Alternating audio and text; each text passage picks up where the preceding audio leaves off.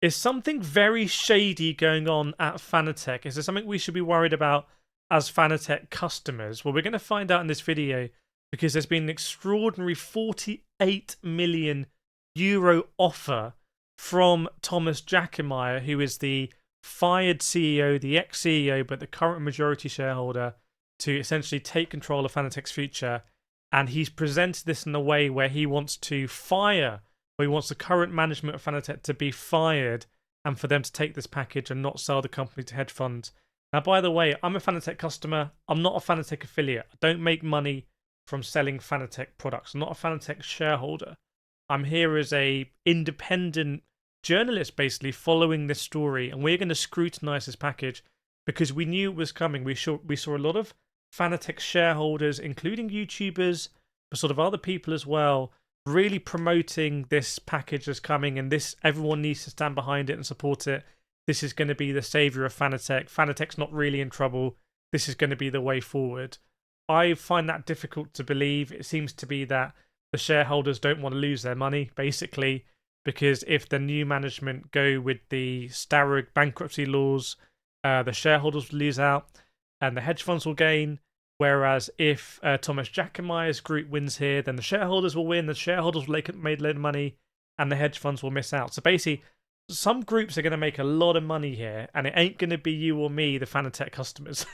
So I want to work out what's best for us. Let's go through and have a look here. This extraordinary press release from Thomas Jackermeier. So 6th of May, a group of investors formed by the founder, major shareholder, and former CEO of Fanatec, Thomas Jackermeier, has significantly increased its financing offer to the company of 48 million. So I have a few questions.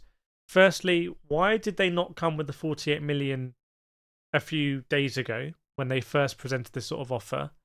And secondly, why did they not have this 48 million a few months ago when Fanatec was skirting with bankruptcy laws or becoming in the realm where bankruptcy laws like Starrett could be used? I don't understand why this money is coming now but wasn't there before. Seems a bit unusual for me because now Thomas Jackermeier is sort of knocking on the door from the outside, whereas previously he was the CEO, so presumably he could have taken this money, repaid the banks, and so it seems a bit unusual to me. That hasn't been explained why there's suddenly so much. The Jackermeier crew is awash with funds when Fanatec was really struggling before.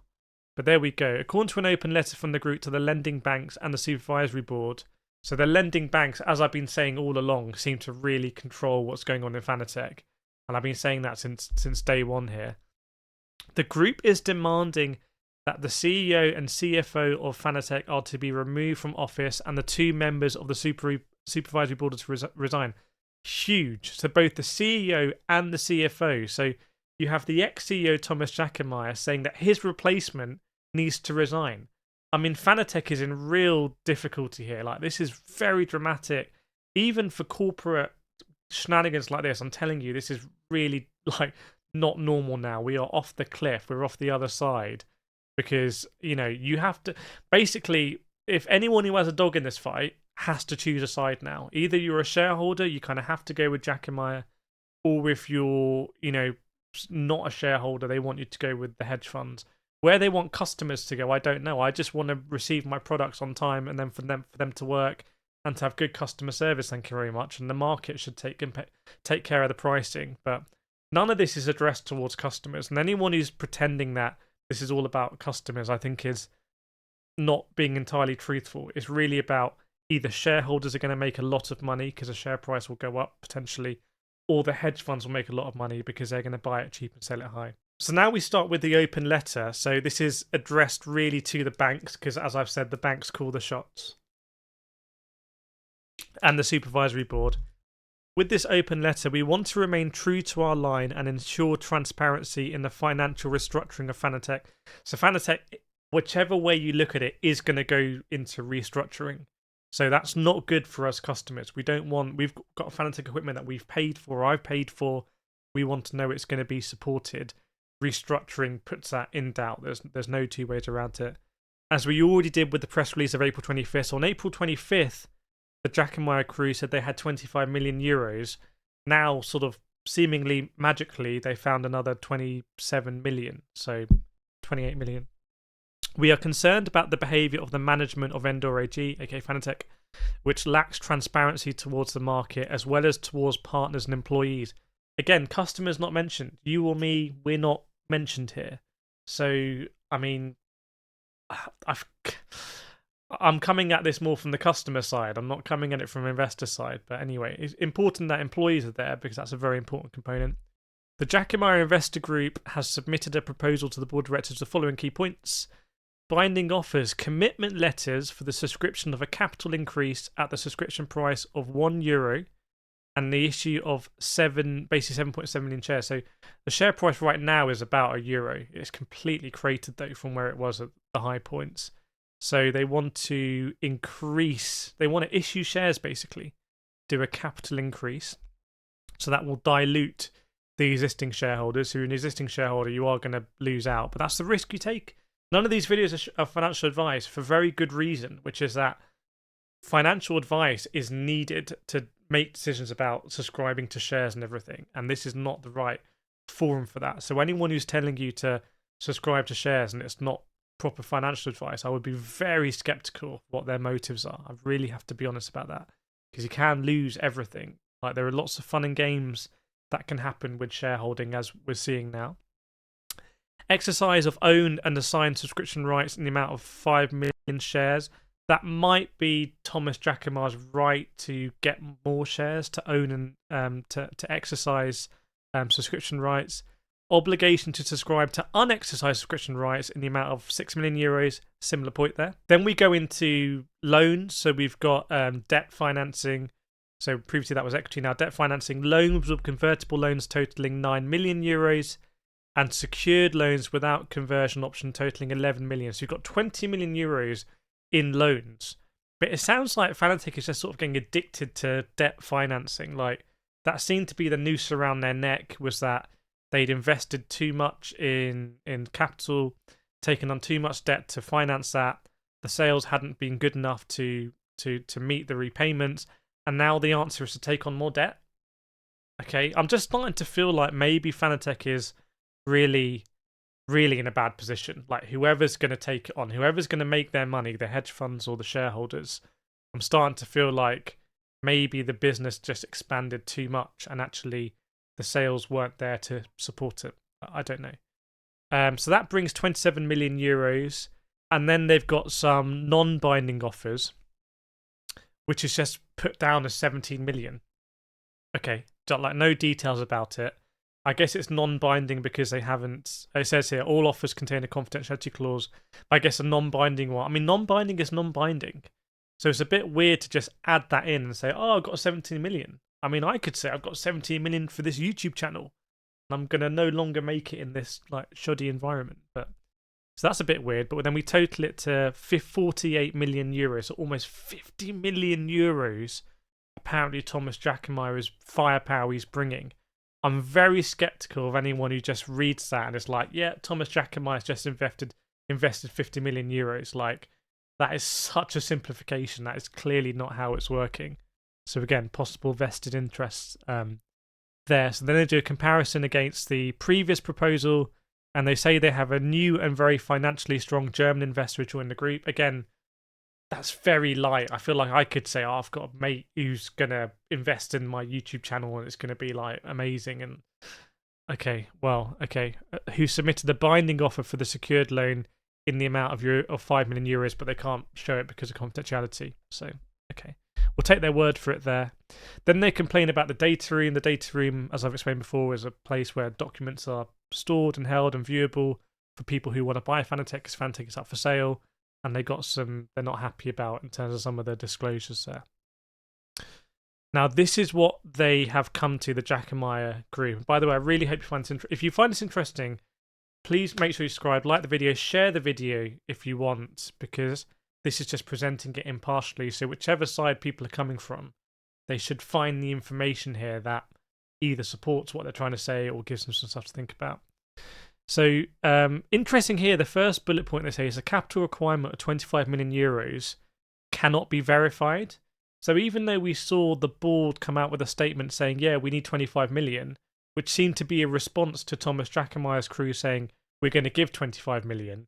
Now Thomas Jackermeier's crew are like, oh, hang on, we're not sure actually 25 million is needed. seems to be the inference that Thomas Jackermeier's crew think that the board aren't laying out everything clearly when it comes to the financials. That seems to be the inference there. 2 liquidity plans, internal company plan and an investor bank plan. So I think they're saying that they've got an investor bank one is the hedge fund one, and then the internal one is the Jackermeier one because he's already a shareholder, I believe, if I'm reading that correctly. Starrug as well. Costs have been incorporated, but the Jackermeier crew don't think Starrug is necessary. Basically, if the Jackermeier package is accepted, Thomas Koch, who is the CFO. Thomas Koch. This is a different Koch. This is Thomas Koch from the recruitment agency. So he's going after a recruiter. It's not Matthias Koch. Sorry. Apologies. This is Thomas Koch. So he's going after a recruiter, which is interesting because he's saying Thomas Koch was responsible for Thomas Jackermeier's departure. Sorry, it's also not helpfully worded. Thomas Jackermeier is saying that this recruiter, Thomas Koch, and also Matthias Koch were both responsible for getting rid of Jackermeier. So there's a lot of Thomases and Koches involved there. So it is a little bit confusing, but that's interesting. Quite an allegation, I have to say. So with careful optimized liquidity planning, we believe there may be no additional capital requirements. And now Thomas is saying, hang on, even though we've got 48 million euros, perhaps we don't even need to provide it. Seems to be laying the ground for some sort of legal thing where they're just going to present a load of arguments. And sort of the best case is that no capital requirements required, but in the worst case, if it is, they've got it ready, if that makes sense. With an additional sale of the property and leasebacks, remember, I don't know if you know this, but the Fanatec offices are going to be sold. So Fanatec are going to have to sell their offices. So for anyone who thinks that this is all just a drama thing and actually Fanatec is absolutely fine, well, it's not fine because they're going to have to sell their offices. And Thomas Jackermeier is saying that with the sale of the property and then they'll rent it back, as well as the 48 million, Fanatec would no longer be a restructuring case. What he's basically saying is that the bankruptcy laws, Starrug, would no longer be in play. So he's setting up a load of different rationales and reasons there, which is very interesting. And then here we go. Here's his demands. He wants immediate dismissal of Andreas Ruff, who's a CEO, Chief Executive Officer, Chief Restructuring Officer, and Matthias Koch, who's a Chief Financial Officer.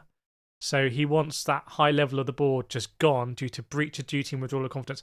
That is such an allegation, by the way. That is a very strong allegation that the Thomas Jackermeier movement are making. I mean, I said civil when I made a thumbnail that said it's civil war at Fanatec, and some people were like, oh, it's not civil war at Fanatec. I was like, no, it is civil war at Fanatec. There you go. That's what I mean by civil war. Jackermeier's crew also want the resignation of the supervisory board as well. He's saying they haven't really turned up to meetings on how to reorganize it. So Jackermeier submitted this and wanted a meeting on the same day it was submitted, which is the 6th of May, which is the same day I'm making this video. I've just flown back to HQ here and I'm making this video straight away for you because I owe it to you. And there's so many of you. You're emailing me, you're in the comments, you're in the Discord letting me know that you're just really grateful for this level of sort of, what's the word?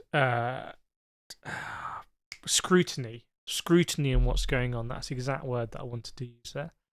So the investor group are proposing new candidates here, including Robin Van Buren, who sounds like an insane techno DJ, but he's not, I don't think. He's an entrepreneur and plan new major investors, so maybe he's that German investor. And they want Werner Ziegmeyer, an auditor and tax consultant. This is a critical one. Thomas says, I myself do not intend to return to the company as a member of the management board. Do you believe Thomas? Yes or no? That's what he's saying. We'll take it at face value. But you also have to think, do you believe him, or does he really... A bit of a weird situation for him to give all this money and then not control how it's going to be used. I mean, I don't think he'd be happy giving it and then have the current CEO and CFO still running it and spending that money. But that's what he says. I missed out a little bit, 2 points here, by the way. I want to go back on. Wants an immediate audit of the liquidity planning. So he wants to know how much actually needs to be paid, or how close you are to insolvency and the loans, etc. So he wants to do that. Interesting, he doesn't feel like he was able. I mean, he was a CEO until a few weeks ago, basically. So presumably he was responsible. So presumably he also feels that he wasn't given the correct information at the time, which would also add an insane context to the interview I had with Thomas Jackermeier at the end of January 2024. So definitely go watch that interview again. And then the other point here, he wants the preliminary or annual financial statements 2023 to be subjected to an audit review. So again, he's not happy with what the CFO is doing. Basically, he thinks that he's not sure about the numbers that are being put out there. He may think that Thomas Jackermeier may believe Fanatec is more profitable than the financial statements are saying. That's a massive allegation because financial statements are audited. So auditors have a level of independence. They're there to scrutinize and make sure everything's okay. So that's a massive allegation. B, there's also the question, because Thomas Jackermeier was responsible for the business that has been covered by a lot of these financial statements. So is he correct in terms of there's been some insane corporate level banter going on here? Or is he just overconfident and he's like, oh, there's no way the business can be doing this badly, but the current management seem to think that it is doing this badly? That's a crazy question to think about, isn't it? Well, he says here, finally, I would like to explicitly mention that we have no indications or even knowledge that the banks or their advisors are aware of these events, and rather assume that the banks were deliberately deceived. Crazy language, this. But I'm not saying it's true or not true, I'm just saying it's crazy language by individual board members and any supporters about the actual short and long-term capital requirements. Ooh, I mean, you could reach out to the banks directly, and we're scrutinising this quite heavily because we've got techs here to scrutinise. When the executive team of Fanatec no doubt will issue their statements to the financial markets, we will scrutinise that as heavily. You know that if you're watching this channel and if you're a subscriber, that's how we roll. So they've Jackermeier Investor Group asked the banks to resolve the following at the bank meeting that was meant to take place today. They wanted their offer to be approved.